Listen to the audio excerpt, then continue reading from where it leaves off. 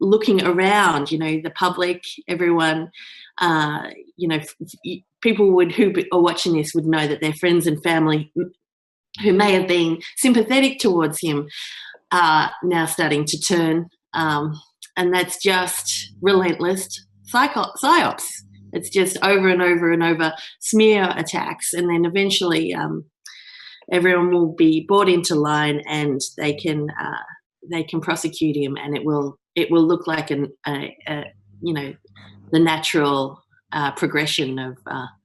I think that was definitely their plan. Like, you're spot on, and they were doing as much as they can over the last years to make it as socially unacceptable as possible to support Julian and to support WikiLeaks. And we've seen them go after his natural base of support, over and over, and to try and degrade that support base. But I just point out that what this movement is doing is making it socially acceptable to support Julian again and to support WikiLeaks again. And the reason we're doing 50 hours this weekend is because we are showing month after month that the support base for him is growing, that more and more people are willing to stand up and put their face out there and say, I support Julian and I support WikiLeaks.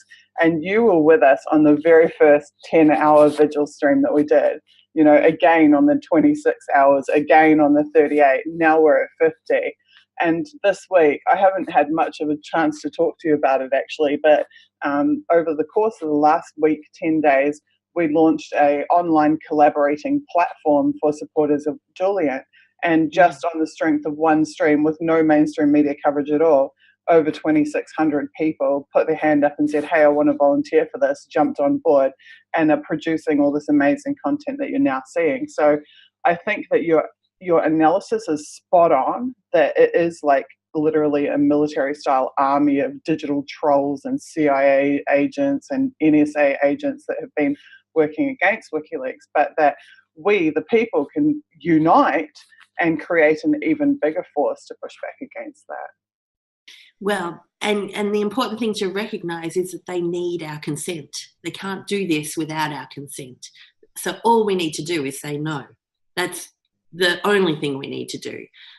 If they can't get us to come along board and make it look like it's the will of the people wanting to do this, then they can't do it, or else, they'll look like the totalitarian regime that they are, that the mask will be pulled off, the Orwellian nightmare that, that wants to prosecute a journalist in, so-called Western civilization. That's just, you can't do that. You can't do that, like, just and say, well, here we go. Well, we're going to do it anyway. We don't like him.